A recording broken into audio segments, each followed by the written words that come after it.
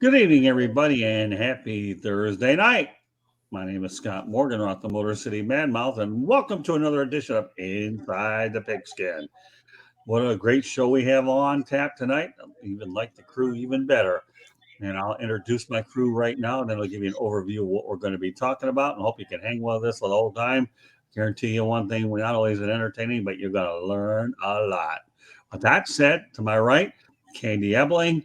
She's the controller of the South Florida Tribune, and I know keep my hands off the mouse pad and let her handle all the controls. That way I live to see another day. Candy, welcome back. Thank you, Scott. Good evening, everybody. And Good evening. And next to Candy is Mike Brodsky, my colleague up in Jacksonville, Florida, and one of my dearest friends. Welcome back, Mike, for another round. We got you back on December 21st, but now here we are, and I'm glad to have you back again, Mike. Thank you, Scott. Good to be here. And to my left, my running back, the guy who tells me don't drink pop, drink all the other stuff, and he's trying to keep me handy, healthy, is Mel Farr Jr. Welcome back again, Mel. Thanks for having me back. Hello, guys. And Gail. Hello. And last but not least, Smoking Jeremy B, the hottest thing on the South Florida Tribune. This guy here, I put him to work 3 days this week, and he seems to be raring, ready, and he's always rolling. So if you can keep track of all those R's, then you're talking Smoking Jeremy B. Welcome back, Mr. Workhorse. Welcome there. Thank you, Scott. Glad to be here. It's nice to meet Mike for the first time. Always good to see Mel and Candy. Thank you. I hear Candy more than I see her. Yeah, well, one of the things I really do like to do is I like to bring on people so that everybody can meet new people. And I think that's the thing that makes it so enjoyable to see how different faces blend, personalities and viewpoints and so forth. And, to me, that's what makes this a whole lot of fun. So let me give you an overview of the show, then we'll get right to the logistics of it. Tonight's show is actually titled, Is Colorado Deion Sanders' Final Stop? Okay, and I thought about this thinking, okay, we went from Jackson State to Colorado, but where next? So we're going to dig into that first. It's bowl season. That's right up Mike's alley. And then we'll talk about the Final Four and a couple key pro subjects, and then we'll have final shots. So I hope you could stay with us for the entire time. With that said, we are going to talk about is Colorado Deion Sanders' final stop. So I want to go over some statistics that I can of Deion Sanders' 5-year, $29.5 million contract with the University of Colorado. His potential incentives include $750,000 for a national title, $450,000 for a New Year's Six bowl game, $150,000 for 6 wins. Boy, we set the standard high, don't we?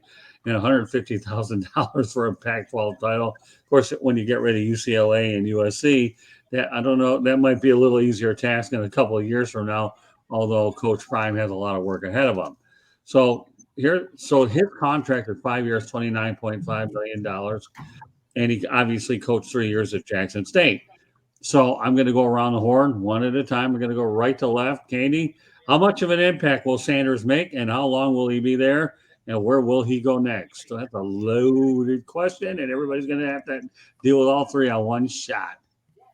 So he's going to make a splash because just his name, people want to come play for him. Guys already, they just announced that he got his first 5-star recruit. The first cousin to Packers wide receiver Sammy Watkins is for the 2025 season is going to be playing for Deion. So his name is Winston Watkins. So his first 5-star recruit already. I mean, a name like that, people are just going to want to come play for him. With the success he's had, the career he's had, he's going to bring players in.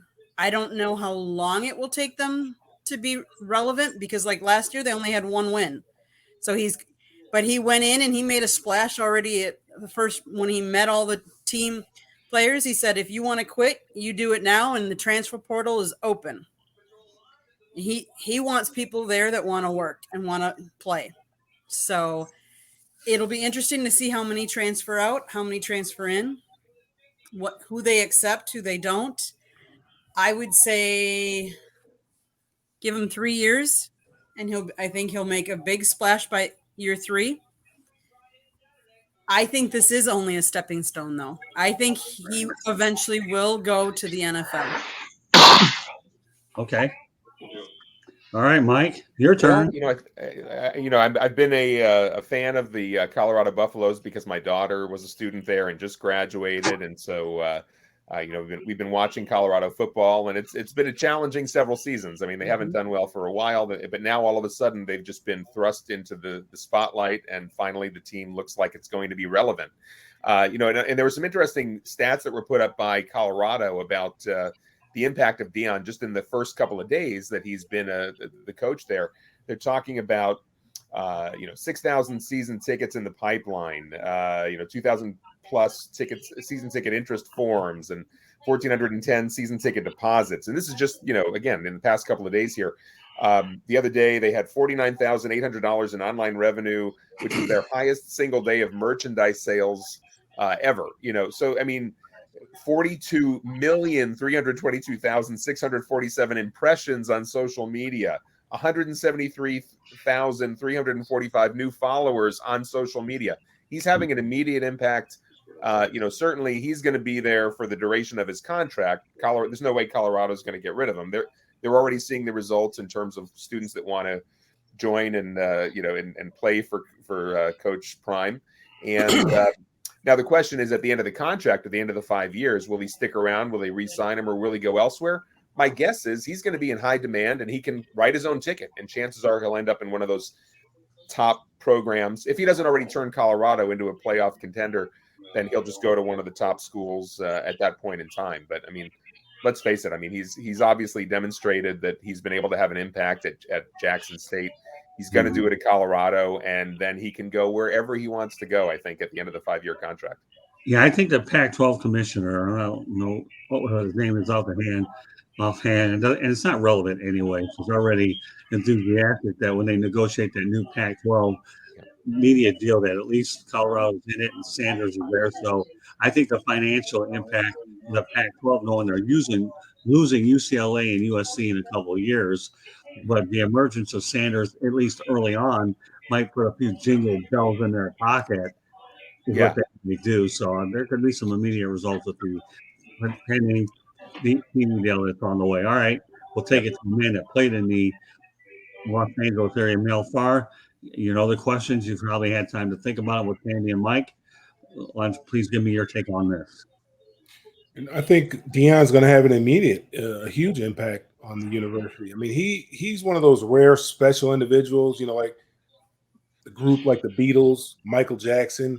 I mean, he has a certain. There's only one Deion Sanders. Nobody can duplicate who he is, and he has that. He people are drawn to him, and especially he's relatable to the young people, and that's what's important, because the most important thing is getting the horses, and he's going to be able to do that. He's going to be able to have a conversation with the young kids and relate to them on their level in a way that Nick Saban can't do, in a way that Jimbo Fisher can't do.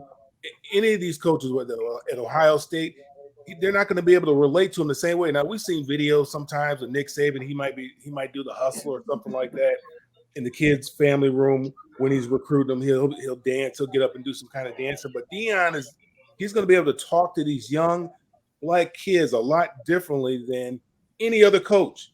Any of these coaches are making big time money, and relate to them and shoot it to them straight and hit them right between the eyes, and it's not gonna bother them. They're gonna want to hear the truth, and guys are gonna want to play for him, because everybody, Deion Sanders is a winner. He's been a winner at everything that he's done, and guys are attracted to winning, and everybody wants to be around a winner, and everybody's gonna want to be around Deion Sanders. What he did at Jackson State. I mean, the things that he did at Jackson State are just unbelievable. I mean, he breathed life into the HBCU, and it's the same thing he's doing now. He's breathing life into the Colorado program. Colorado hasn't been relevant in a number of years now. 2-3 years ago, the head coach, when his first year there, Carl Durrell, because I played with Carl in college, he was the Pac-12 coach of the year, but that was that COVID year, So, he was a Pac-12 coach of the year. They didn't do all that. They did okay, I guess. But Carl struggled at UCLA to win, and obviously Colorado's a whole different animal there, Right. and Deion's going to have the resources. Obviously they're paying him good money. They're giving him a nice little salary pool so he can get good coaching. But Deion's a good leader of men, and he knows how to attract the right kind of people. They're going to help. They're going to coach the kids the way that he wants them coached, and they're going to go out there and put a great product out there. Now, I didn't think he'd take this job. So you're asking me, where do I think he'll go? Or, he said he doesn't want to coach in the NFL. I don't know, but I mean, that's what I've heard come out of his mouth. But I really think he wants the Florida State job. He wanted that job a number of years ago. I think when he was a high school coach at that particular time, and they didn't give him the opportunity. Funny thing is, they were considering a high school coach for the Houston Texans job a couple years ago, and he actually got an interview, and I guess he was a finalist for it. But Florida State, his alma mater, even though he was very successful coaching in high school, they said he needed to get some experience. They wouldn't turn the keys of the program over to him. But I think that's ultimately, if he wants to stay in college football, I think that's the job that he wants at Florida State. Fair enough. Okay, Smoking Jeremy. He will have immediate and talent impact. And the years you were looking for, Colorado hasn't been relevant since Rick Neuheisel and Cordell Stewart. I mean, that's just the brass tacks of it. Other than that, I think he's going to do great turning that team around. I can see them possibly being a bowl contender and by year 2, and possibly who knows what they'll do by year 4 if he's still there. I mean, I understand it was a 5-year contract, but we all know college coaches, when they get offered bigger and better, they move on awfully quickly. So if he gets them to where they're making bowl games by year 2, year 3, he's going to get offers from big schools. Fair enough. Okay, let me just go over some prompts here. The Inside the Pigskin can be heard on iHeartRadio, Apple, Spotify, Google, wherever you get your podcast. Also, you can watch us on the South Florida Tribune YouTube channel. Go to youtube.com and then look for South Florida Tribune. Kindly hit the subscribe button, and you get everything we do on the road as well as on the streams. We have a lot of great things lined up for 2023. I'll make those announcements probably later this year or into early 2023. I'm just delighted that we have a good base of shows that we can do for pretty much anybody, and there will be more of those in 2023 in terms of what we're able to do now. My quick summary on this is I definitely believe that he will have an immediate impact wherever he goes. He gets quicker results, his culture, his energy, his experience. End result, contrary to what Deion Sanders says, once he's conquered college and there's only one place to go, he's going to the National Football League. I don't care. I don't think that Florida State job is going to get open anytime soon with Mike Norvell coaching the way he is. And I'm going to refer to Mike in a moment when we talk about Florida State, because that's where we're going to be segueing to in the bowl season. Mike Norvell continues to do a good job at Florida State, no matter how popular Deion Sanders is. They're not disrupting the status quo, especially when it's pretty good. So, I understand he should have been hired, wanted a job a few years. It wasn't available. I actually thought Sanders should have gotten the Auburn job, to be honest with you. I really do. I think he would have had an impact there and proved in that part of the country that he could. But, I think Deion's one of those kinds of people. I kind of feel like I'm like him. The only thing that him and I are alike, and that's it, is we both like to undertake enormous challenges and take them from something and turn them into something. Other than that, to me, I'll defer any comments I have toward the man for saying, he's done well after his NFL career. And I do believe in my mind he'll have success in Colorado. And former Florida Atlantic University coach Willie Taggart was named to his staff as well earlier in the week. So Willie's a good football mind. I just don't think he's that great of a head coach. I saw it firsthand the last couple of years down here in Boca Raton. But that said, segment Mike is really looking forward to. It's bowl season, and Mike, yes, I know you're here to talk about it. So we're going to break down 3 particular bowls that Mike has since he's in the Orlando metropolitan area. We'll start with December 16th version of the Cure Bowl. As I looked at this thing, this is a much interesting matchup. And, you want to talk about potential hidden gems. This Cure Bowl here may have them. And here are the number 25, University of Texas San Antonio. Don't they have a quarterback that's going to be there for now 7 years? I just read on that earlier. Something like that, yeah. Yeah, right. But they go into this game at 11-2. Number 25 UTSA. Yep. Larry Koger actually started the program from scratch, the former Miami Hurricane head coach. But they're 11-2 versus number 24 Troy 11-2. My gosh, you got a bowl game like this attracting two 11-2 programs. Tell me how many hidden gems can come out of games like this. So, Mike, give me your. I'm going to have you really go over these gold games, and then I'll let Mel and Jeremy and Candy comment along the way. Like, this is your niche. Sure. Well, in particular with the Cure Bowl, one of the great things about this particular bowl game is that obviously in this case we've got two top 25 teams, number 24 Troy against number 25 UTSA. But what's great also about this bowl game is that it also benefits a great cause. The Cure Bowl itself is sort of designed to raise funds for breast cancer research. And over the years, they've donated millions and millions of dollars to breast cancer research. And in addition, I'm also involved in a charity known as the Mustard Seed of Central Florida. I'm the chairman of the board of the Mustard Seed. And one of the great things that the Cure Bowl does is they've partnered up with a lot of local charities in Central Florida. And what they do is they give us all this link for tickets, and we kind of get the link out to all of our the folks that follow us. And, for anybody that buys tickets, half of the revenues end up going to our charity or the charity that's sending out the link. And so it's really great for not-for-profits in general. So on the one hand, the local Orlando residents are going to get a chance to see a great football game. Also, I'm sure that the Troy alumni and the UTSA alumni and students, they're all going to come to town, and they're going to have a great time here in Orlando, watch the game, watch their teams go head-to-head. The game's going to be on Friday, December 16th, which will be the first day of bowl games, sort of kicking off the bowl season. And the game will kick off at 3 o'clock in the afternoon at Exploria Stadium, which is where the Orlando City Lions and the Orlando Pride play soccer. But it's a more intimate kind of an environment than some of the other big, massive stadiums. But it's a great opportunity to see a great football game for a good cause. And if anybody's interested in tickets, check out my link tree at linktr.ee/Mike Brodsky. And the first line item on there is actually a link to the tickets for the Cure Bowl. Proceeds, of course, will benefit the breast cancer research, but also some of the proceeds will benefit the Mustard Seed of Central Florida, the Furniture and Clothing Bank here in the Orlando area.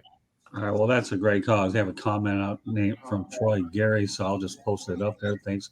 Anybody that wants to comment in the chat room. Duluth Trading is actually the sponsor of the Cure Bowl. So, yes, and I believe Troy is in the hometown of Duluth, if I'm not mistaken. So, great company, and they're great supporters of the Cure Bowl. Very good. Well, Troy, we appreciate you being on here. If you want to see Mike more often and the rest of us, please subscribe to the South Florida Tribune YouTube channel. And Mike and I will be doing a lot of stuff anyways. I'm looking forward to hanging out with them, hopefully when I can get to Jacksonville. Okay, we'll go with the other two bowl games, and then I'll let the crew provide their input. Sure. The next one's an intriguing one. It happens to be on my birthday, by the way, December 29th. Yep. Number 13, Florida State is 9-3 against Oklahoma 6-6. I have some comments on this one later on. You get Florida State. I got no problem. You have an in-state draw. Okay, so I think any bowl game in the state of Florida where you can bring a Florida team is a home run anyways. Your bowl games in Orlando find a way to bring in generally University of Florida, Florida State, Miami, I think has been up there. Perhaps at some point FAU and USF will get there. I don't know. I'm not going to get in a whole lot of details. But let's just talk about the game per se. Florida State 9-3, no more power to them. But Oklahoma, you're bringing in name recognition. It's 6 wins and 6 losses. This is the one to me that kind of intrigues me where I like what the Cheez-It Bowl is doing. You get Oklahoma any way that you can get them. They'll probably travel anyhow. But give me your thoughts about this one, because this one's a fascinating mascot. Yeah, it's worth talking a little bit about the organization that puts together the Cheez-It Bowl, as well as the next bowl we're going to talk about, the Citrus Bowl. Right. But Florida Citrus Sports, you can actually see the logo on my shirt right here. I've been a member of Florida Citrus Sports going back to about 2013 now. Part of the team selection committee that helps to scout the various teams that we bring into these bowl games. And Florida Citrus Sports, another great organization that does a lot to support the local community. We pumped a lot of resources into the area around the Citrus Bowl in downtown Orlando, and great organization. And we do a lot for education in the area and for folks who live in the area.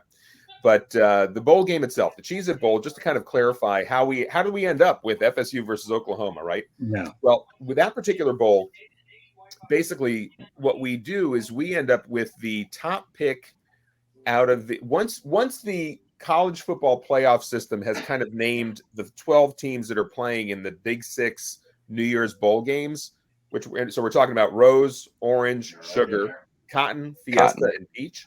Once those games get slotted, we actually have the number 1 pick of the ACC and the number 2 pick of the Big 12. So this particular year, we were very fortunate to be able to get FSU. Obviously, anytime we can get a team from within the state, that's a home run for us. We know we're going to sell out. And then, of course, to be able to get Oklahoma, Oklahoma. I mean, even though they were, I think people were expecting more out of Oklahoma than a 6-16 this year. But to be able to get a team like Oklahoma and bring them to Orlando, we know their team is going to travel. We know the fans are going to travel and they're going to come to Orlando. They're going to enjoy spending time at the theme parks, and they're going to enjoy spending time in Orlando and enjoying the bowl game itself. So it should be another great game. December 29th, 5:30 kickoff. It'll be national telecast as well. But if you're in the Orlando area, come and check it out. Tickets are already selling like hotcakes. They're going for a bit of a premium because of FSU being involved, but that game's going to be a great one. Yeah, well, Sandy and I will be in Wisconsin where it's a little cold. I'll be celebrating my 60th birthday, so right, with family. But you have an excuse. It's okay. That's all right. Let me tell you, I'll be watching that one. That really intrigues me. It really does. Yeah, I'll tell you, UTSA and Troy is a really good matchup, and I'll bet that'll be one game where you're going to have a ton of scouts at that game. Everybody can talk about scouts being at all these other games, but let me tell you, the scouts show up at games like this. So, and Mike, can I ask you a question? You said you get the number 2 selection out of the Big 12. Oklahoma was like second from the bottom. Yeah, but you got to remember the other from the bottom ahead. And you had. Let's TCU, see. Kansas State. Remember, that's after the 6. The Big 6 New Year's Day bowl games get slotted, right? So essentially, the top 12 teams are already going to either the Rose, Orange, Sugar, Cotton, Fiesta, Peach. So, like in the Big 12 this year, you had TCU is in the playoffs, right? So they were out of our pick window. Right. Kansas State. Now Texas, because the number 1 pick for the Big 12 is the Alamo Bowl. They took Texas. So really it did come down to, there were a couple of other options for us. We could have theoretically taken Texas Tech, or we could have taken Oklahoma, and I guess we decided to go Oklahoma. But I mean, so that every year it is a little bit different. Sometimes we're able to get a team, sometimes we'll have the ACC team and the Big 12 team are both top 25 teams. This year, just the way that the numbers worked out, Oklahoma's not ranked, but we still feel it's going to be a pretty solid game. Nor should they be. All right, so let's go to the third bowl game. Then I'm going to go ahead and open it up to everybody else. Okay, the third and final bowl game in the area, January 2nd, Citrus Bowl. I've covered a few of those games, really good ones. By the way, I think it's called Camping World Stadium. Is that what they call it? It is Camping World Stadium now. Yes, so Camping World has been the Citrus Bowl myself. So I don't know. Again? I've always known Citrus Bowl. Yeah, that's the old school name, but it's been Camping World Bowl for Camping World Stadium, I should say, for several years now. Yes. Okay. Well, your matchup is an interesting one. Yeah. Less a coach. Purdue finished the regular season 8-4. They'll do it without Jeff Rome, who obviously accepted a head job over at the University of Louisville. I don't know if they've assigned an interim guy to take over. I didn't go that deep. And they're going to take on number 17 LSU. Yep. And obviously we know Brian Kelly, who needs a little bit of work on his Southern accent, but nevertheless, he got I don't want to say it, nice education in the SEC. But 8-5 versus LSU 9-4. What's your take on this one? This is I have a feeling you're gonna get, this is a good game for people traveling. Yeah, this is another great one. So the Citrus Bowl, which by the way, this year is the first year we're actually calling it the Cheez-It Citrus Bowl because Cheez-It stepped up as a big sponsor of the Citrus Bowl this year. But the Citrus Bowl, this particular game, we again, once the Big Six games get slotted, we actually have the number one pick of the SEC and the number one pick of the Big Ten. So that's how we ended up with LSU versus Purdue in this particular matchup. So we think we got a couple of great teams here. It should be a great game. LSU fans, Purdue fans should travel very well, should come to Orlando and have a great time. One of the interesting things also is that LSU is actually going to be playing in the kickoff game next September against FSU. So it is kind of interesting. Our two bowl games, Cheez-It Bowl and Citrus Bowl this year, will feature two teams that are going to be going head to head in September. And from what we're hearing, that matchup is going to be, and I'll tell you right now, it's going to be an impossible ticket for everybody, just because the demand is already so high for that FSU LSU kickoff in September. But we're excited about that game as well. But January 2nd, Citrus Bowl, 1:00 p.m. kickoff. It'll be nationally televised. But again, if you're in the Orlando area, it's going to be a great game. That also should probably sell out as well. But terrific game, LSU versus Purdue, for anyone that's here. And by the way, for anybody who's, here I am talking about scouting. And I know, Scott, I bumped into you when I was scouting the Duke at Miami game down in at Hard Rock in Miami. Right. The old Joe Robbie. I know you like to call it Joe Robbie, but even old school. These sponsors aren't paying me any money to. okay, so we can call it Joe Robbie. That's fine. Let me tell you, I'm going to put that off. Let me say this and hold your thought for 10 seconds. Yep. I don't get into a lot of these sponsored names. They don't pay me a nickel to advertise, so I'm going back to my old school ways with the Joe Robbie Stadium Citrus Bowl. All right, go ahead. That's fine. That's fine. But one thing I did want to say is, with the scouting program, for anybody that's a big college football fan, I will say, if you're interested in getting involved in scouting, in particular for Florida Citrus Sports, if you're a fan of the Big 12, the ACC, the Big 10, or the SEC, great opportunity to kind of get a chance to see some of the big games, get a chance to sort of get behind the scenes, because you get an opportunity. On the one hand, you're a sort of an ambassador for Florida Citrus Sports representing these two bowl games, but it's also a great opportunity to kind of get to meet sometimes the coaches or the athletic directors, or even just the fans, getting to see behind the scenes of what goes on at these games. You have a completely different point of view when you're kind of, taken behind the scenes to see what's going on and talk to the folks involved with these various football programs. But if anybody's interested in learning more about the scouting program, the team selection committee for Florida Citrus Sports, check out my link tree again, linktr.ee/Mike Brodsky, and reach out to me there, and I can get you more information about Florida Citrus Sports and how to get involved in that organization. Well, I'll tell you, if I wasn't going out of town, I would take you up on it, because I could have a field day with what that program would be about. And another thing which is interesting about 3 games in 2 weeks is if you're in the Orlando area for 2 weeks, starting from December 16th, ending on January 2nd, you have a chance to see 3 first-class bowl games in addition to the tourists. That's a pretty good trip there. Well, and it's also worth mentioning that, even not very far away, you've got a couple of other big games happening. Over in, you got the ReliaQuest Bowl happening. Well, I guess you can't really be in 2 places at once, but over in Tampa at noon on January 2nd, you do have Mississippi State versus Illinois. Right. But even in Jacksonville, I know my son is very excited because in Jacksonville on December 30th, you've got South Carolina versus Notre Dame at TIAA Bank Field, our stomping ground, Scott, of course, right. Home of the Jaguars. But South Carolina coming off an incredible end of their season with victories against 2 top 10 teams, knocking out Tennessee, knocking out Clemson. Now they're going to take on Notre Dame in Jacksonville on the 30th. So, yeah, anybody in Central Florida, great opportunity to see not just the Orlando games we were just talking about, but maybe the one in Jacksonville. And then maybe it's a coin toss if you prefer the one over in Tampa. Go check it out. But lots of great games here in Florida. And then even if you head down, of course, to the Orange Bowl, great playoff game, of course, in Miami. You've got Miami matchup, I guess, is the one that's Clemson versus Tennessee, the 2 teams South Carolina beat.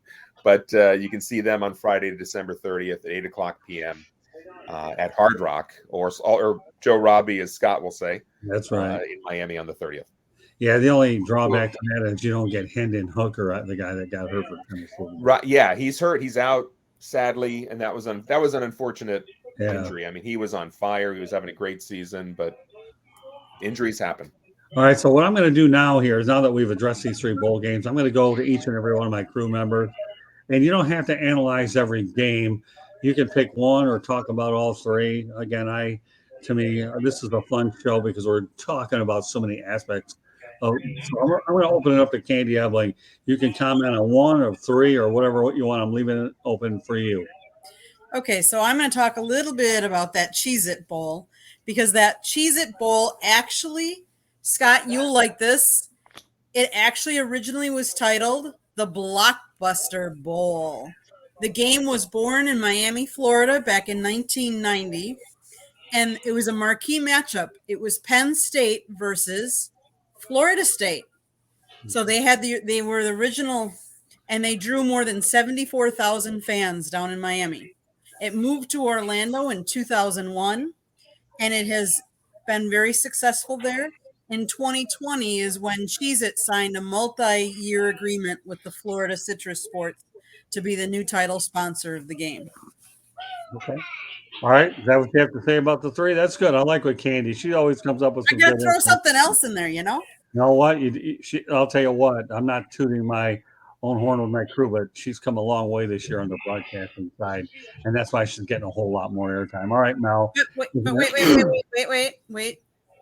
Mike, just so you know, there's also the Boca Raton Bowl, and there's the Gasparillo Bowl down in Tampa too. So there are some other bowls in Florida too. Oh, absolutely. There are definitely more bowls in the Florida area. No question about it. Yes. Okay, Mel, I'm going to turn it over to you. You want to talk about 1 of the 3 games? What do you want to do? It's all yours. Well, I kind of understand that. I was confused, but I understand what you're saying, Mike. So you guys you said the Cotton Bowl or whatever, some bowl had the first pick in the Big 12, and then you guys choose the second team out of everybody else in the Big 12, and so you guys were first up in the Big 10, and that's who you decided to choose to come to bowl. So when you guys are looking at the potential teams for the bowl games, are you looking at matchups? Are you looking at proximity to the site as to being able to make sure fans will come? And then are you looking for a northern, southern type of thing as well? Because most people in the north want to head south for the winter. Those are all factors. We actually, our committee, one of the things that we do, we just had our annual meeting on November 30th, and all of the scouts, all of the members of the team selection committee get together in a room. We have a great dinner. We talk football. We talk about, the scouting experiences that we had during the season with the various teams that are potentially going to be able to play into our bowl. And we talk about all those issues that you were talking about. Who's going to make for the most compelling matchup that we can put together for our fans here in Orlando, as well as for a national TV audience. That's important. We want to have a good matchup of teams, right? But at the same time, we also want to think about, is the team going to travel? Are the fans really diehard, or are they more casual and they don't really care about the team as much? Are they, the proximity is an issue, because a lot of times, let's face it, if one of the nearby teams like an FSU or a UF or even Miami is available, that's a plus, because we know fans are going to come for that game. But on the other hand, there are also a lot of other climates where certain areas of the country are really cold in December and early January, and we know they would love to come to Orlando and be able to take a great vacation and enjoy some warmer temperatures. So that's also a factor. We know they're going to come to town. They're going to come and stay at the hotels. They're going to go visit the theme parks. They're going to drop some money while they're here in Orlando. So that's a factor too. All of those things come into play. So sometimes it can be a tough decision, because you may have 2 or 3 or even 4 teams that we can pick between. And there's a lot of heated debates and discussions about who do we want to grab? Who do we want to take? And, how long do you have to make that decision? I mean, Selection Sunday is that one day. How long do you guys get to make that decision? I mean, you kind of have an idea of the New Year's 6 bowls, and you kind of have, know, who's left to choose from. So how long do you guys actually have to make that decision? Well, basically what's happening is, our meeting that we do as a group, and again, we did it on November 30th this year. And then of course, a few days later was Selection Sunday. But so our group kind of talked about because a lot of it at that time we don't really know who's going to win the games in terms of the conference championships on Saturday. So there is that element of things could get shuffled around a little bit depending on what happens on that Saturday slate of games. But when Sunday comes around, basically on Selection Sunday, a lot of this is all happening behind the scenes, right? So in other words, the College Football Playoff Committee puts together their final rankings. They're slotting who's going to play in the cotton, the fiesta, the peach, the rose, the orange, and the sugar bowl. Who the top 4 teams in the playoffs. And then once that happens, they start going to all the different programs and they all figure out, okay, we know where we're picking. How much time is it taking? I think we pretty much already know. I mean, by the time this is all happening, it's not like, we have hours and hours to pick. It's really, I'm guessing, a matter of minutes. I'm not exactly sure because it's kind of happening. Our CEO and executive director Steve Hogan is really the one that's making all the decisions for Florida Citrus Sports, but he's doing it based on what we've talked about with our committee. So I'm sure to some extent there's also some input from the various conferences that are sort of making either recommendations or suggestions about who they might like to see in the various games. There's a lot of politics going on. There's a lot going on in terms of how this all plays out. But, basically you've got, there are a lot of bowl games around the country and they're all kind of doing the same thing, trying to figure out how do they get the best matchup they can given what they have to work with. Right. 32 bowl games, correct? Isn't that what it is throughout college? At least, probably more. I thought more now. The last I heard was 41. By the way, Is it 41? Okay. Thank you very much for joining us, Ralph Williams. We appreciate the kind words. Great show, guys. Great to have you here, Ralph. Thank you, and hope you're having a good holiday season. Hope you can have a great 2023, Ralph. Thanks. So, all right, we'll turn over to Jeremy. I want to obviously talk about the Final Four, but go ahead, Jeremy. Let's talk about the first. What are the 3 games again? Who are they? Okay. I don't need the bowl games. I just need to know who's playing so I can give me a little. Cure Bowl, you have UTSA versus Troy, Cheez-It Bowl, Florida State, Oklahoma, and then, of course, Citrus Bowl. You've got Purdue against LSU. So, you're a little bit spread out with a lot of the Power 5 conferences. You really are. Actually, of these 6 teams, you've got 4 in Power 5 conferences, and I'll tell you, don't sell the Sun Belt short, and don't even sell Conference USA short, because I'll tell you, I've been covering Conference USA football and even attended a conference football championship game when UAB took on Florida Atlantic when Lane Kiffin was there.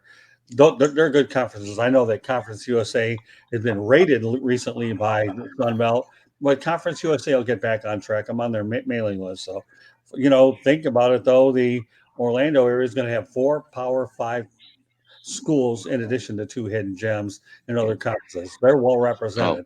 This is a good setup for that. What they have going.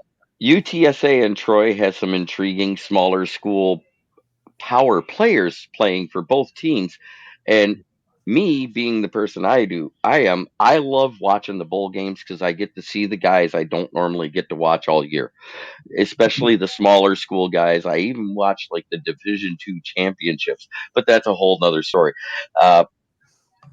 The Florida State and the Oklahoma matchup, I'm really interested in that running back, Eric Gray, because I think he's the best all-around running back in college football right now, because he receives out of the backfield, he blocks for his quarterback, and he does a good job running the ball. I think he was averaging 5.3 yards per carry. That being said, and the other one, please, LSU, whoop them. Well, Jeremy, let talk about this. I want to ask you a question, then I want to go into the Final Four. Outside of what you do with the Lions, don't you scout heavily for a lot of your off-season shows? You might as well let that out, because now I actually have. I like doing draft prognostication. I give out my picks for the top 10 each year. The last 3 years, I've gotten 4 wrong for the top 10 picks.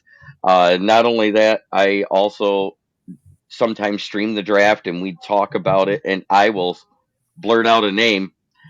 And I didn't do so good in the first round this year. I think I had 12 wrong out of the 32 teams. But in the second and third rounds in day 2, and I have many fans that watch my show, I got 9 wrong out of both rounds combined. And I'll tell you what, that's where championships are built. I've covered my fair share of drafts. I've covered one in Jacksonville, a couple in Miami, especially with the Lions. I used to love covering those drafts over the Silverdome. And you'll be amazed with this process and bringing a coach, the assistant coach. And I make no bones about it. When I was covering the draft of the Lions, you had a lot more paper off of the trees that got cut down with all the bios and the information, the ink that was lost. And I would remember spending 2-3 days at the Dome.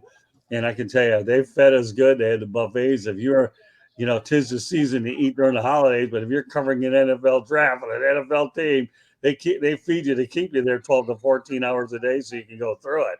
And it was great because I learned a lot from a lot of the coaches, as they came out, and even with the Jaguars recently with Dan Edwards when I was up there. It was an education. The only thing I would have done differently with the Jag, but I didn't know how to do it then. If I had my phone and I could do videos of everything, it'd be great.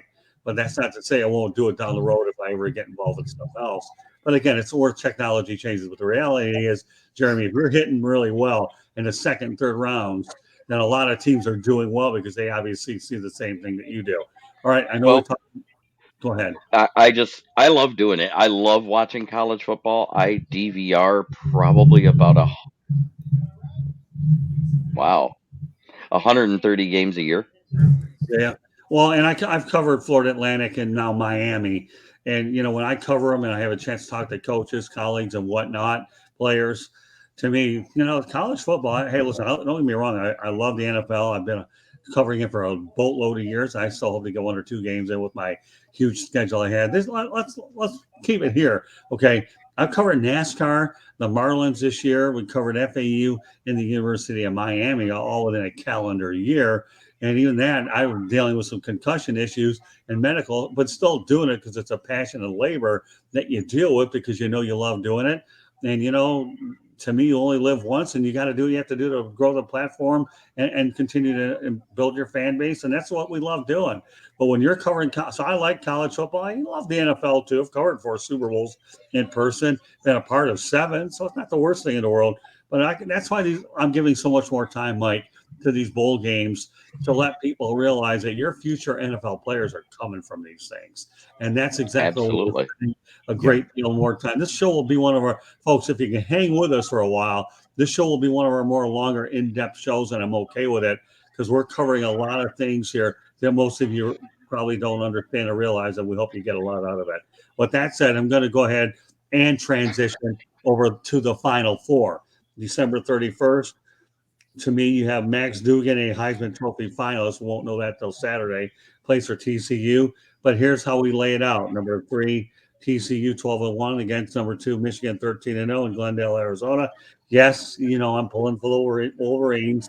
It's not the worst thing in the world when you tilt your hand. So, again, I'm going to go around to each individual to comment on the games. And we got a couple of bit of NFL stuff to throw your way. Candy, okay, with all your research and you just sitting there sponging it all in anyways, what new stuff you're going to throw at us? And more importantly, give us your thoughts about TCU against Michigan, Candy. It's the first time these 2 teams have ever played each other on the football field. I find that interesting. As long of a tradition as Michigan is, that this would be the first time they're making the. It's the second time in a row that Michigan's made it to the playoffs. The TCU hasn't been there for a couple of years. I think it'll be very interesting because TCU's offense is high powered, but Michigan's defense is their strength. I have a feeling that Michigan is really going to feel the Blake Corum injury in this game. I wouldn't be okay if I didn't say Michigan in this game. Let's face it, my husband here is rooting for him. I'm a Big Ten girl, so I've got to, I'm going to pull for Michigan in this one. I should point out another thing too, that when I covered the Lions and the Dallas Cowboys at Old Texas Stadium, they were playing on a Monday night. So I had a chance to go out to Fort Worth and went to a TCU game, bought a ticket outside. It was pretty neat. I mean, Pat Sullivan at the time was the coach of TCU, so it was pretty neat. It was just something I didn't think about doing. But when you have a Monday night game, and I got there 3 or 4 days earlier, might as well see as much as I could. I really enjoyed my trip to Texas and Dallas. Saw a TCU game, but more importantly, saw the Lions beat the Dallas Cowboys on Monday Night Football. So so it was pretty neat, among other things. But all right, Mike, I'm going to turn it over to you. Let's talk U of M against TCU. I know it's the first time they ever met. I'm glad that you have TCU in there. It's good to get somebody fresh in there. Yeah, absolutely. I mean, it's nice to see that they made the Final Four there. I mean, I still think Michigan's probably going to win that game, and then of course, I have to assume that Georgia, the way that they've been playing, they probably will make it past Ohio State as well. And it's going to be really interesting to see in the championship. Michigan versus Georgia. I have to assume again that Georgia, the season that they're having, I don't know that anybody can beat them, but Michigan is certainly going to give them a good game, no question about it. But I have to assume that the champion this year is going to be Georgia. And since we were talking about teams that hadn't played each other, I did want to throw one other set of teams that are playing each other for the first time ever. UCF versus my Duke Blue Devils. I did my MBA at Duke, so I got to root for them.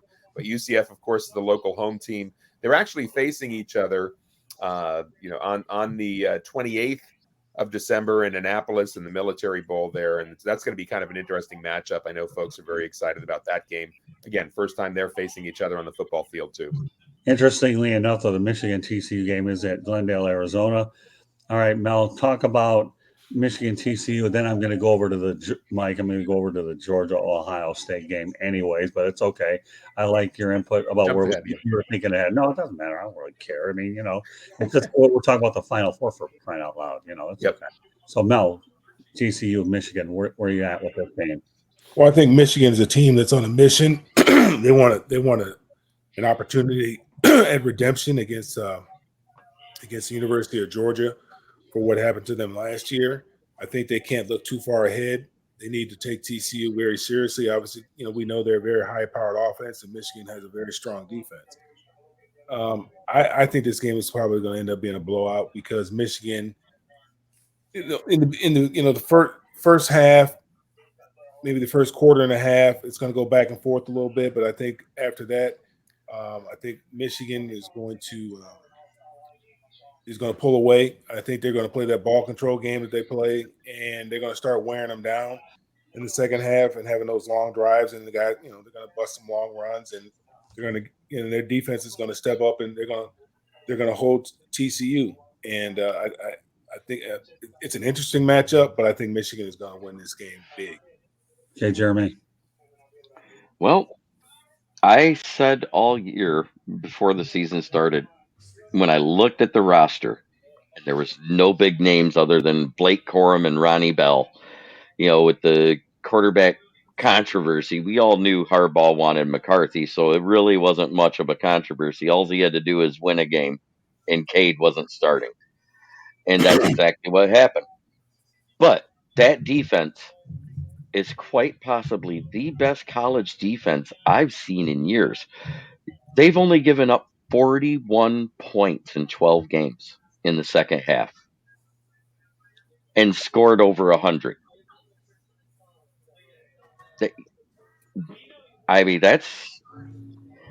There isn't any really big names. I mean, nobody that was like in the national spotlight, like we had Aiden Hutchinson last year, who ended up being a Heisman finalist. Right.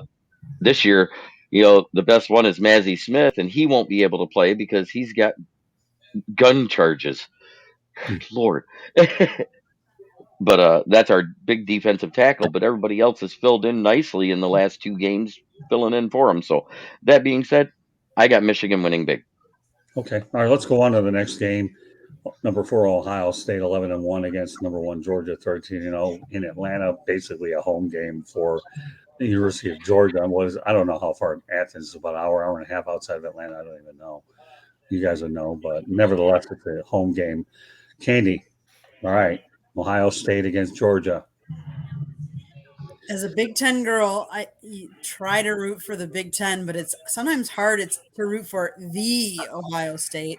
I really think Georgia's going to take them to town and win that game. But Mike, I also have to tell you, my team, the Wisconsin Badgers, are playing in the Guarantee Rate Bowl for the first time ever, playing Oklahoma State. So another matchup that's the first time never happened. And the Badgers it's their 22nd straight season in the bowl season, which is the third longest active streak in FBS. They fired their coach. They did that mid-season. I know. Yeah, leave it to Candy. Well, but I didn't get my Michigan prediction, but I think Michigan's going to roll over TCU. I think that what happens is it's close early, second half, the Wolverines put a whipping on them. Michigan isn't considered quick as starters, but boy, they know how to wear you right out. So, all right, so Candy, shake and bakes in. Right. So, all right, Candy, nothing like those little new nuggets. So, give me your prediction again for the Ohio State-Georgia game. Georgia big. Okay, good enough. All right, Mike, we'll go back over to you anyways. Georgia. I mean, let's face it. I think they're the team to beat this year. So I got to say Georgia.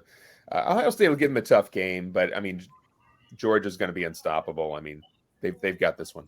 Yeah, I'm just glad we didn't see Michigan, Ohio State in the Final Four. That would have been a joke, but that's beside the point. Yeah, but at least I think the committee definitely got it right. All right, Mel, your neck of the woods, Ohio State, Georgia. Just letting you know, shake and bake is in. And they showed one of the plays. I mean, it was a paragraph. It was ridiculous. All the verbiage that was in that play that they just showed on the screen. Man, Georgia's one. I mean, as much I live in Atlanta, and I'm not really a Georgia fan because these Georgia fans are something different. I'm telling you. I mean, they are different. I mean, they are diehard Bulldogs. I mean, they love these Bulldogs. I have never seen. I mean, what Kirby is doing over there is unbelievable. That they're a machine. I mean, they put anybody in there at quarterback. I can go in there at quarterback, and as long as I don't screw things up, that defense is going to hold it. That defense is nasty. Their defense is nasty. And, on offense, they're explosive. They got a quarterback who 25 years old, who knows that system, and he does a very good job of distributing the ball. He's a great point guard, getting the ball to the playmakers. And they got that big tight end, couple big tight ends, but they got the one tight end that's a receiving tight end. They got the wide receivers. They got the running back. I mean, they're just so balanced as far as the talent that they have.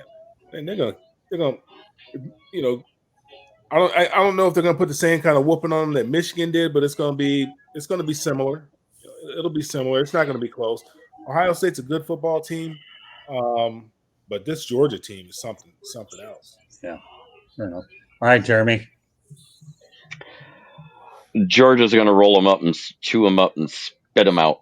I mean, they are a machine. The only thing that worries me is that they struggled with a couple of, lesser teams early, and then they kind of struggled to stop LSU, even though they stopped them from scoring.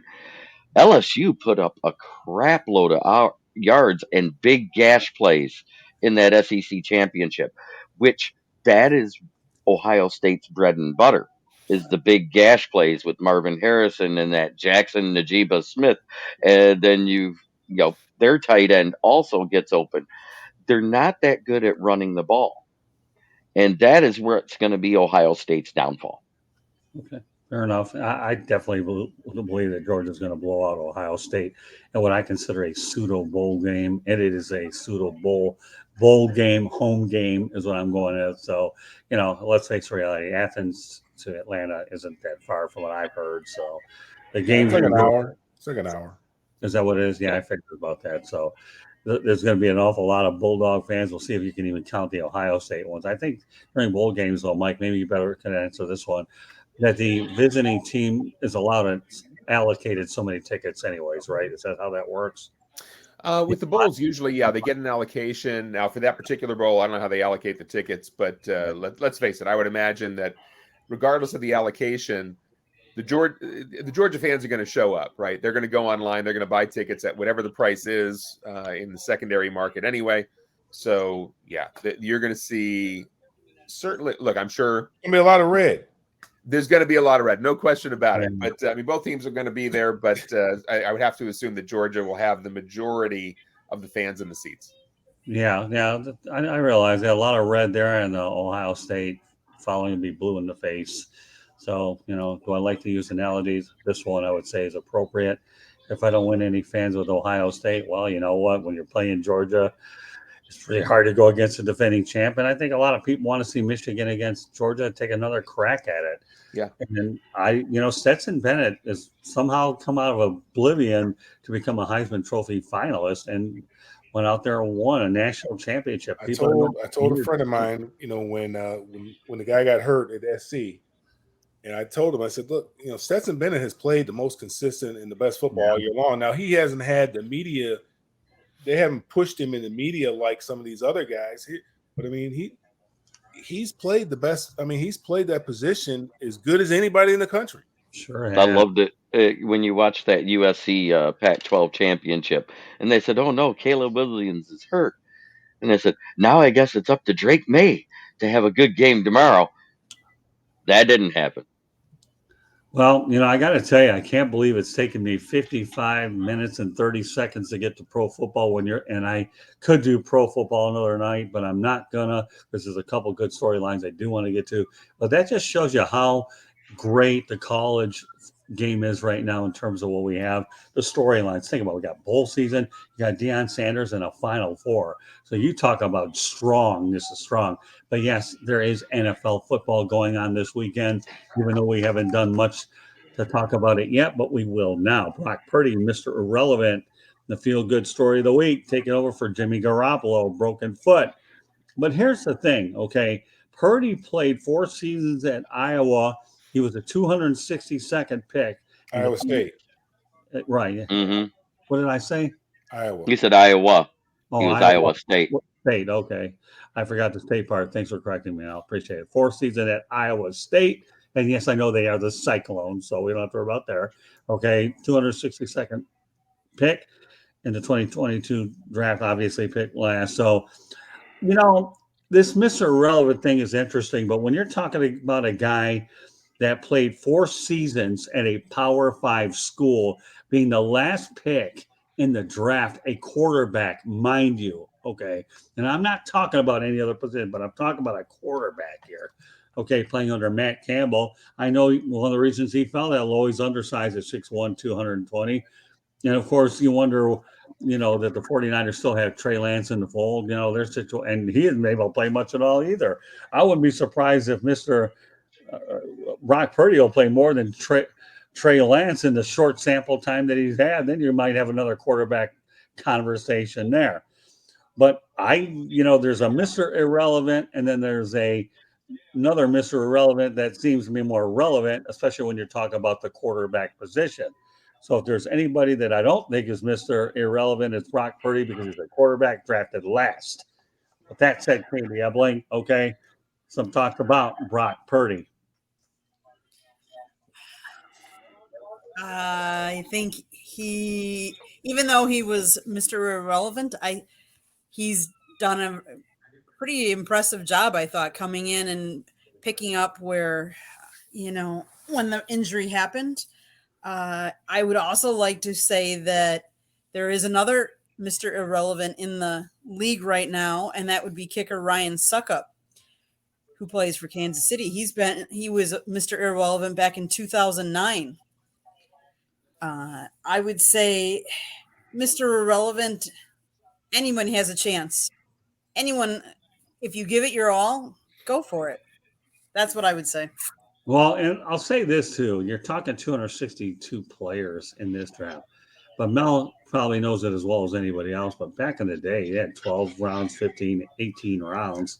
So these so-called Mr. Irrelevants, if you're Mr. Irrelevant with a 15-round, 15, 18 draft, that's a real Mr. Irrelevant. But these guys here that are, once you hit 262, then you have undrafted free agents. And then all of a sudden then you find a lot of those hidden gems. So, Mike, I'll turn it over to you.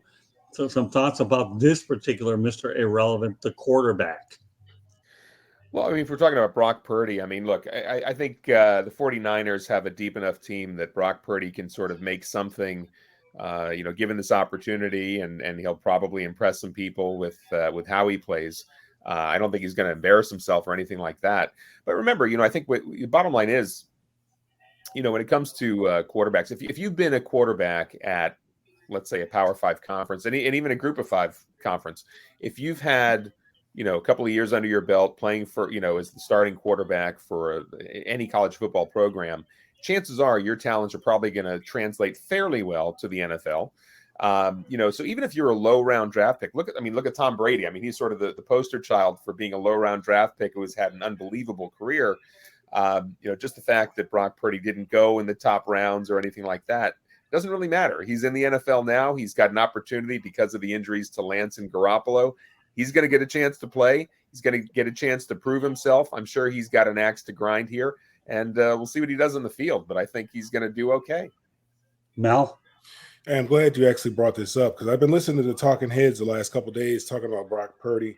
I actually watched him play because the running back, Breece Hall, I played against his dad. So, I mean, I know, we're very, very close. So I watched a lot of Iowa State football. And I actually watched Brock Purdy. And I think everybody's talking about, well, if he was, 2 inches taller than this, he would have been a third-round draft pick or whatever. He's 6'1", 220. So if he's not tall enough, what is Kyler Murray?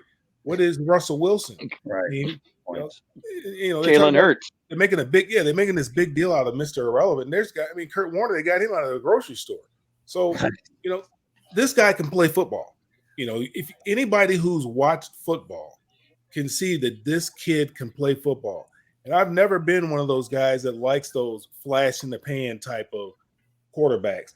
They're 1 year, they have a great year and they get out of there and they leave. I like the guy that's been in the program for a while, didn't necessarily start his first year maybe, or maybe he did. But like Brock Purdy did, he's played 4 years of college football. Right. He started 4 years of college football. So he's seen a lot of football. He's played a lot of football. He's taken a lot of snaps. He's gotten a lot of reps. This guy's a good football player. I'm so tired of hearing about this Mr. Irrelevant. He can't do this and he can't do that. There aren't that many Tom Brady, Peyton Mannings, and Aaron Rodgers and Patrick Mahomes. Not every team's going to have one of those. You have to have a guy that's a good game manager, a good distributor, point guard. A quarterback's going to have to make 3 or 4, maybe 5 throws in the fourth quarter. That's what they're going to have to do. And they have to be able to make those throws. That's been the problem with Jimmy Garoppolo. That's been the problem with Jared Goff, is they couldn't make those throws when you needed those throws, when you needed to sustain a drive, when you needed to pick up a big fourth down or third down. You need to convert third down and pick up a big first down. They weren't able to make those throws. That's what separates, that's why people are kind of down on them. But, first quarter through the third and a half quarter, they're great. But they need to be able to make those throws late game to put the games away. I've watched this kid play. I think he's going to do fine in that system. That system protects him. Doesn't have to do a whole lot. All he has to do is distribute the ball to the playmakers and don't make a mistake. Don't be the reason why they lose the football game. Right. Well, by the way, if you don't know, Christian McCaffrey plays for the 49ers from Charlotte. So I would say he's a pretty good guy to have on your team. But one of the reasons I wanted to bring in this topic is, Mr. Relevant or no Mr. Relevant, I go back to the time when the draft was a whole lot. And by the way, Tom Brady was a hidden gem late in the draft. How did that turn out? There are a lot of free agent players that make the teams. I mean, they get big money. They get more money than some of the guys that get drafted. No doubt about it. Yeah. And that's where I was going with it. Thank you. I appreciate that. So, yeah. So this Mr. Irrelevant thing to me, it was fun to watch and monitor during the course of the week. You always want to see a guy. But again, this is not your normal Mr. Irrelevant. He came from a Power 5 school that played 4 years of college football. And the fact that a quarterback was a last pick in the draft to me, and you emphasize the word quarterback. Well, these are the guys here where you always talk about who's going to be high in the draft. And yet this kid slides all the way to the very back and he's starting. And he's probably better than a lot of the quarterbacks that were drafted before him. I won't get into that, but I will turn it over to Jeremy. Okay, Jeremy, Brock Purdy.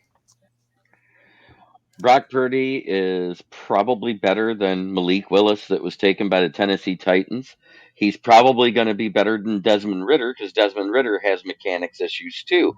Neither one of them were very accurate in college, Brock Purdy was. I think he had a 65.8 completion percentage in playing 4 years in college.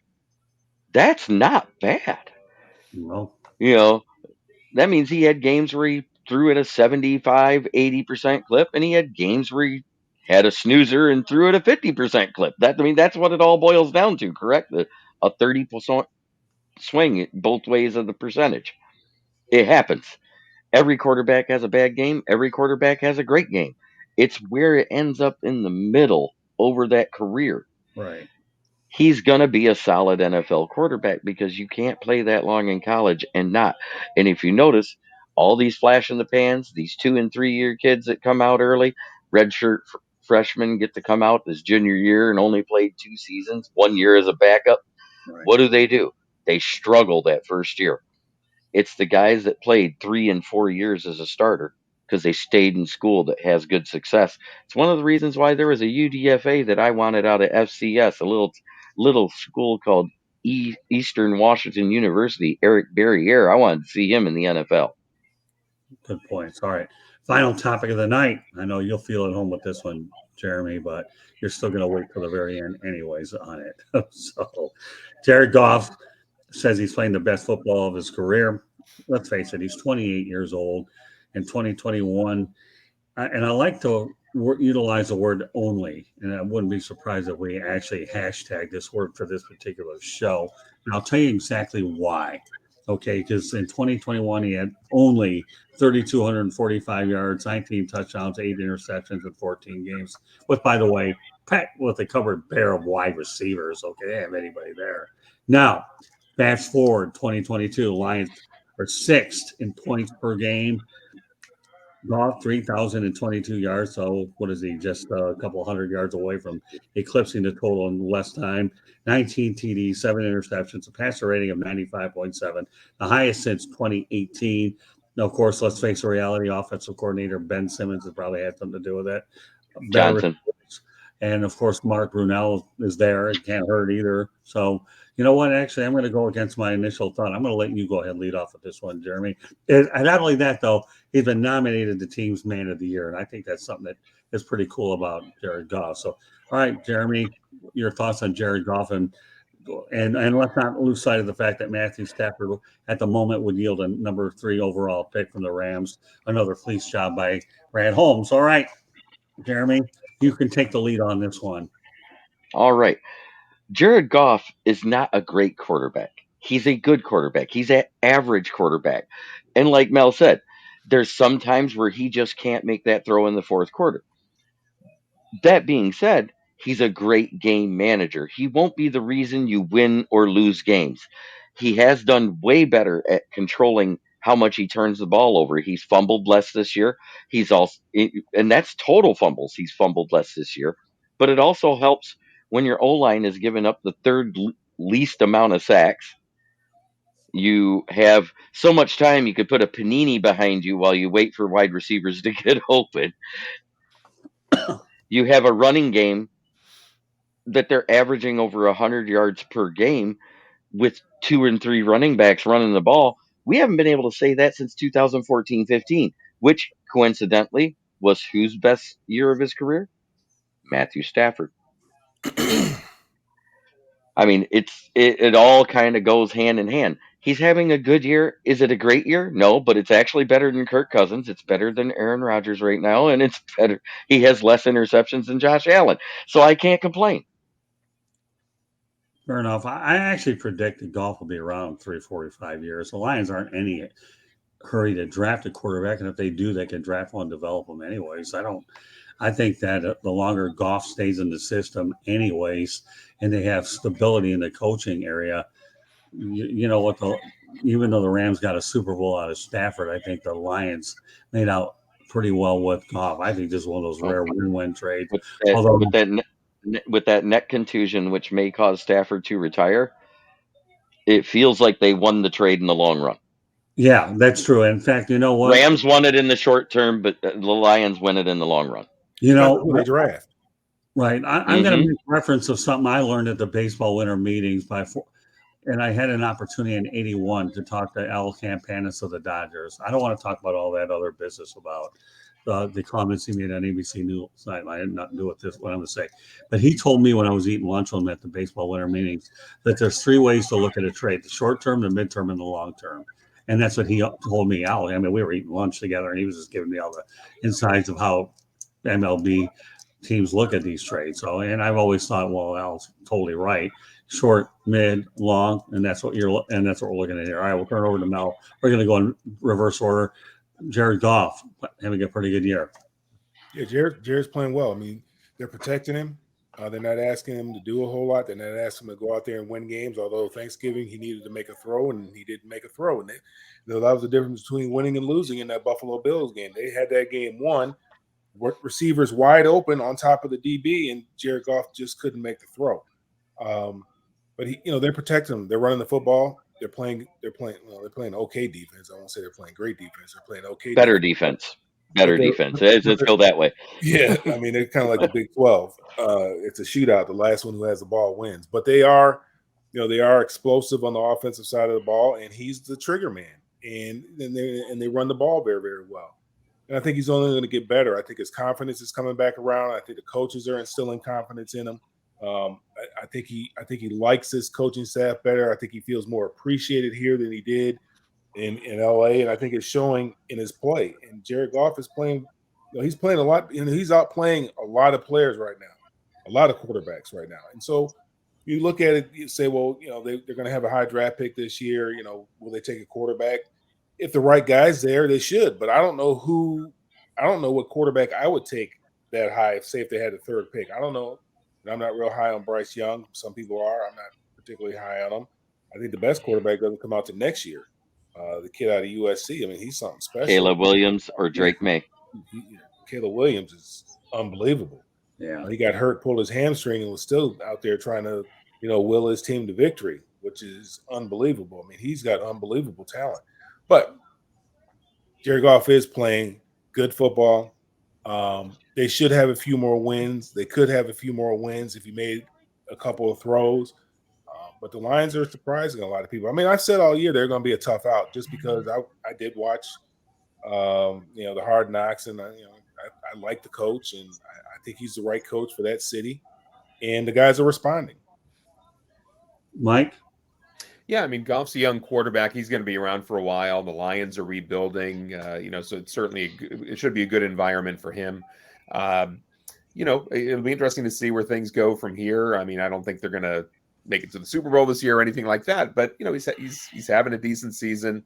Lions hopefully will continue to get better as they get some good draft picks in and that kind of thing. But we'll see what happens. Candy? Jared Goff's doing okay this year. If you look at the trade, yes, you can say short term, Rams made out, Stafford with the win. Midterm, Stafford's injured, Goff is still going. Long term, I'm going to say that the jury's still out because we all know draft picks can pan out or they can sputter out. So you just never know when you do a draft and you draft well, which if it's going to turn out or if the player doesn't turn out. So Jared Goff's playing well. I think the team is gelling together, more cohesive, and they're working well as a team. Being this is, the second year Jared's in that playing for them and with the coach, I think they're all gelling better. Honestly, I think the NFC, obviously the NFC North division is not doing well this year, but I think watch out next year with Justin Fields is coming along, I think is a better quarterback. I think it could be a tough division next year. Well, amazingly enough, the Lions play the Vikings this week, and the Vikings are 2.5-point underdogs. I think another thing that's important is now that Dan Campbell has found himself a field goal kicker, he'll lose less close games. And yes, he can discover the field goal works. It's nothing wrong with kicking it instead of going on fourth down every 5 seconds. Okay.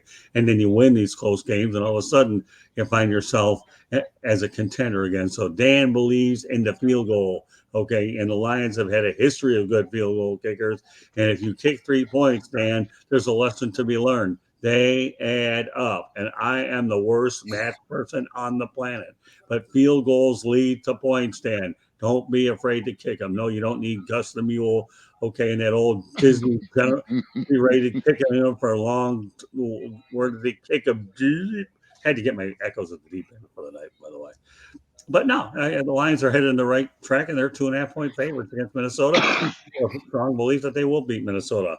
So with that said, this is the part that everybody loves. Of course, we have a good time today with all my crew. Excellent crew is our parting shots. Okay, you know what, Jeremy? Lead off. My parting shot is Baker Mayfield was picked up in less than 24 hours by the Rams because they do have that third draft position, which means Chicago and the Texans didn't want him. The only other team that might have wanted him was probably the 49ers, but they never got the shot. That's why they signed Josh Johnson to be the backup, the 16-year guy that you never see start a game. I hope Matt Stafford makes a decision that'll be best for him and his family. And as much as I hate to say it, it probably is retirement. Get the surgery, get your neck fixed, and have a long life with your kids and your wife. Fair enough. All right, Mel. Parting shot today? You got it. Yep. A lot has gone on, especially in college football. We talked about it a little bit earlier with Deion Sanders leaving, and we talked about it a little bit last week when Leon was here. We're talking about, neither one of us thought he was going to leave. I don't think any of us thought he was going to leave. It's bittersweet, what he's done, what he did for the HBCUs, the breadth of the life that he brought to the HBCUs is unparalleled. I mean, nobody, because there's only one him. There's nobody else that can do what he did, and I feel bad, for the HBCUs because they're losing a great ambassador.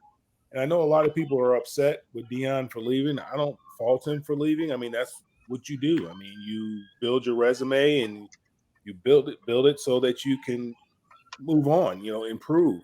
And that's what he did. He would have stayed there, I guess, if they had the resources, the same type of resources. But, like he said, he didn't leave for the bag. He said he's never chased the bag. The bags chased him. He left for the opportunity. He wants to see how he can, and that's the competitor in him. He wants to see how he can compete at that level, how he can fare at that level. And I don't have any problem with it. And I look forward to seeing what he's going to do at Colorado and in the future, wherever he decides to go. But it is very, very bittersweet because he brought a lot of attention to much needed programs in the HBCU. Okay, Jeremy has to go, so why don't you get your information out there? I know he has other responsibilities, and we're so thankful he's able to join us tonight. So go ahead, let everybody know how they get a hold of you. You can find me on YouTube at Kneecap Biting with Smoking Jeremy B. You can find my writings at www.southfloridatribune.com under the Motor City Tribune with the list of authors. And you can also find me at my Twitter handle at Smoking Jeremy B. Thank you very much for having me. It was a pleasure talking football with all of you. Yeah, all right, Jeremy. We'll see you Monday night, fire up Michigan. Thanks, okay? Jeremy. Thanks, Yep. Jeremy. Bye-bye. Bye. All right, we're going to go over to Mike. All right. My parting shots here. I guess I'll go ahead and, we got the holidays coming up. If anybody's looking for a great gift idea, I'll certainly strongly recommend this fine book. Fourth Down and Damn, A Lineman Story, the autobiography of Leon Searcy, is told by Mike Brodsky. You can find it at tinyurl.com/Leon Searcy book. And you'll be able to find the paperback, the Kindle version, and the Audible audiobook on that site as well. Or visit my Linktree, linktr.ee/Mike Brodsky. That'll take you to all the different links, including with New Year's coming up. Also, another book I'll plug, Incremental Improvements, Change Your Life One Small Step at a Time. Another fantastic book if you're working on your New Year's resolutions. A great little self-help, self-improvement book for those who want to check that out. Very good. I'm going to give my parting shots, and Candy Ebling's going to close out the show. First of all, I have co-parting shots.